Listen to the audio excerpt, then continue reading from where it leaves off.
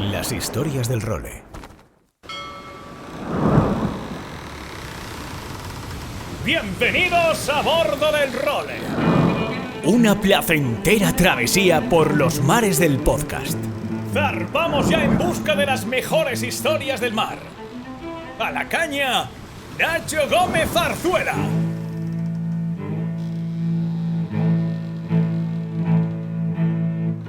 Muy buenas a todos. Estoy grabando este 17º capítulo del serial sobre la Copa América de las historias del Role el domingo 5 de diciembre de 2021. Tiene cojones, es que hoy se cumplen exactamente 20 años desde que fuera asesinado a manos de unos piratas en el Amazonas Sir Peter Blake, una de las figuras más importantes de la historia de la vela mundial, quizás el mejor navegante de la historia. La casualidad ha hecho que el capítulo sobre la edición del 95, en la que Sir Peter Blake fue el gran héroe al liderar la primera victoria de Nueva Zelanda, coincidiera en el tiempo con esta efemérides. Esto no lo podría haber hecho adrede ni teniendo un equipo de producción como el de Carlos Herrera. Y cuando me he dado cuenta me he quedado incluso un poco alucinado, ya que hoy en día las cosas que me hacen feliz se parecen mucho a esta pequeña casualidad. Pero bueno, vamos al lío.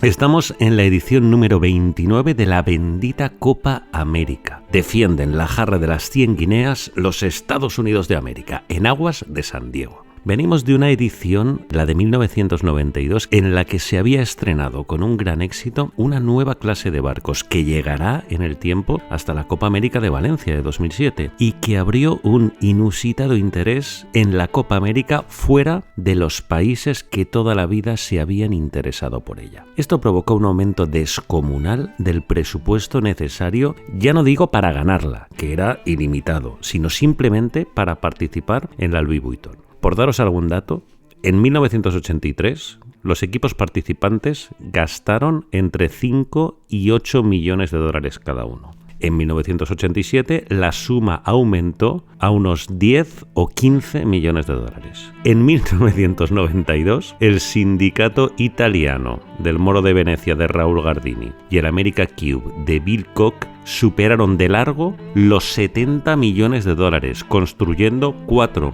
y 5 barcos nuevos respectivamente.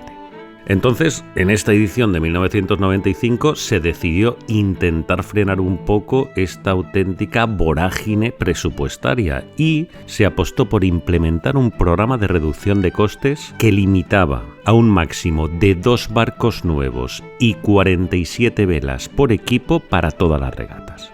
El resultado fue que en este periodo se hicieron 15 barcos nuevos, que irían numerados desde el Australia 29 del equipo Sydney 95 y el USA 43 del Mighty Mary, el único equipo femenino del que ahora hablaremos. De los 15 barcos nuevos, 7 compitieron en la Louis Vuitton y 3 en la Citizen Cup, la competición entre defensores. El resto solo hicieron de barco de prueba para los equipos potentes. 4 sindicatos, aparte de los estadounidenses, que fueron el Nippon Challenge, los japoneses, el New Zealand, el France y el One Australia, hicieron 2 barcos, el resto hicieron solo uno. Vamos con la competición de defensores, que estaba patrocinada por Citizen. Tanto en la edición anterior como en esta, Citizen patrocinaría esta lucha por los barcos americanos que querían defender el trofeo. Hubo 3 participantes: el Star and Stripes de Dennis Conner, que tenía también a Paul Callard en sus filas, el Young America y el histórico Mighty Mary de Bill Koch, que fue el primer barco totalmente femenino que compitió en la Copa América. La verdad es que Bill Koch montó un proyecto brutal. Les llegaron los currículums de 600 candidatas. 120 de ellas hicieron pruebas a bordo y 30 fueron las elegidas, entre las que había algunas remeras profesionales y deportistas que fueron elegidas por su físico, no por sus conocimientos de navegación, para manejar las brutales tensiones que generaban las velas de estos barcos. Los 2 principales nombres de esta tripulación fueron la patrona, Dawn Riley, una conocidísima que sigue prácticamente hasta nuestros días estando en la vela de élite, y la caña del barco, Leslie Ecknott, que había sido plata en Barcelona 92 en 470 y que demostró su pericia a la caña del barco femenino. Y es que la historia de las mujeres en la Copa América, la verdad es que hasta la fecha había sido muy marginal. Solo habían navegado 3 mujeres en toda la historia de la competición, y porque eran la esposa del armador.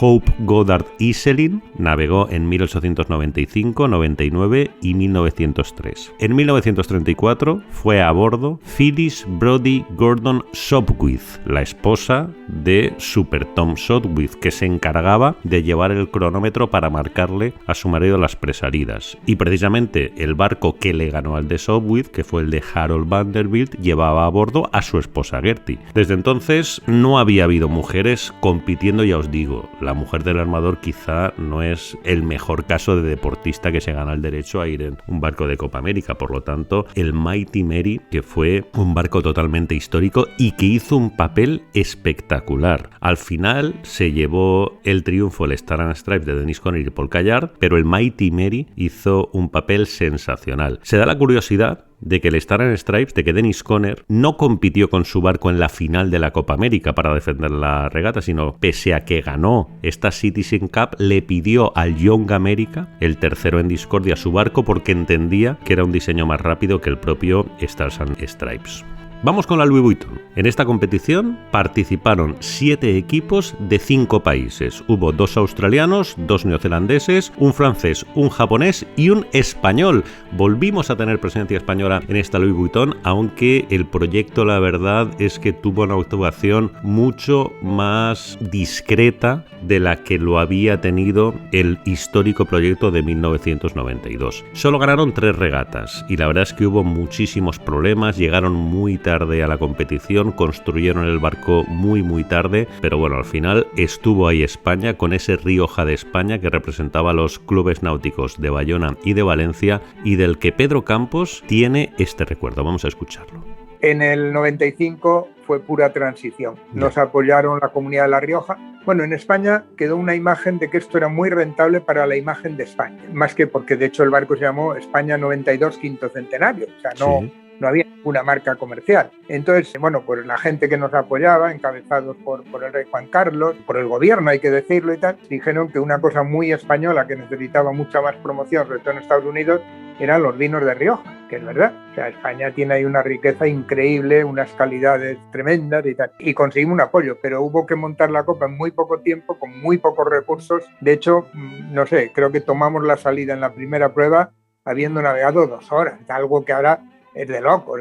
¿Qué dices? Sí. 2 horas, será 2 años por lo menos. Bueno, no, luego en el 90 y en el 2000 sí que fuimos con tiempo y navegamos 2 años y todo. Y nada, y fuimos mejorando, poniendo el barco a punto, y las últimas regatas conseguimos ganar a uno de los australianos, a los franceses, pusimos a Japón contra las cuerdas, nos ganaron, pero por los pelos, en la última o penúltima regata. Con lo cual dejamos también buen sabor de boca. Pues al final los 2 grandes favoritos llegaron a la final de esta Louis Vuitton Cup. Por una parte, el One Australia de John Bertrand, otro mito del que hablamos en episodios anteriores, que además llevaba como navegante a bordo a Andrew Capey, un viejo conocido de toda la afición española después de haber navegado en varios barcos españoles y un auténtico crack. ¿Qué pasó? Que la desgracia y la ligereza con la que se construían estos barcos hizo que el One Australia naufragara en la final de la Louis Vuitton, con lo que si ya su rival el New Zealand era muy potente, este naufragio evidentemente ya desequilibró la balanza de forma definitiva. El New Zealand se había formado con el liderazgo total y absoluto de Sir Peter Blake. Michael Fay, el millonario que había financiado los anteriores desafíos neozelandeses, había desaparecido en esta edición, y Peter Blake, que se vio incluso obligado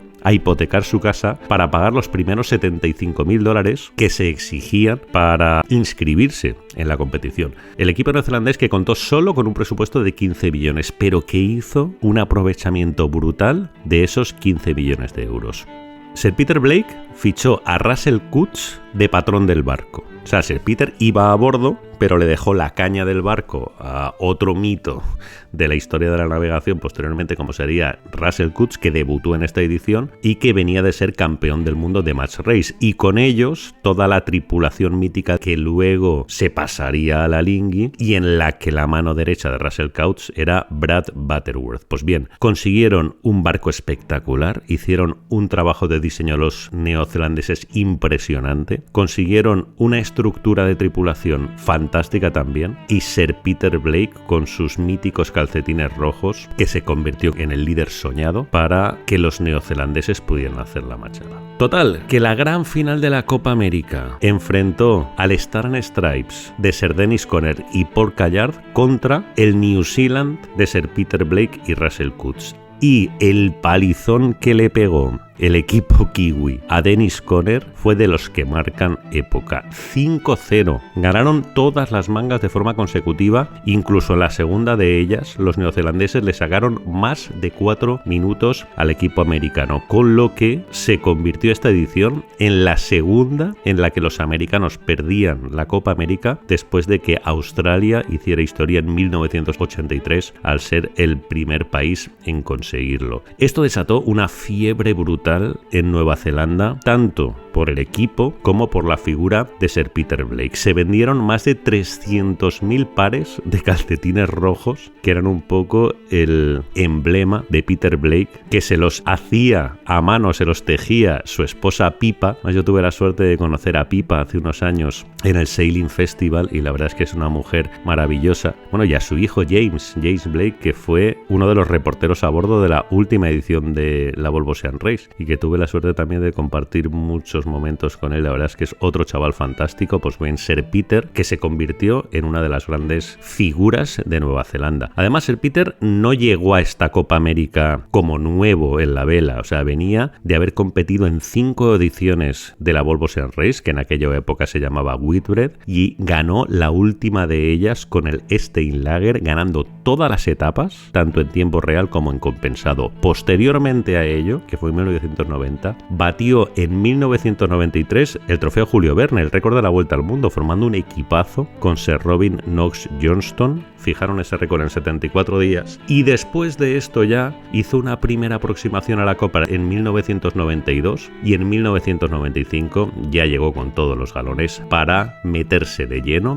en la historia de esta bendita competición. Por lo tanto, además, en 2000 se llevaría la Copa Nueva Zelanda y la retendría, pero todos los detalles, incluida su trágica muerte a manos de unos piratas en el Amazonas, las contaremos en el siguiente capítulo de este serial sobre la Copa América de las historias del role.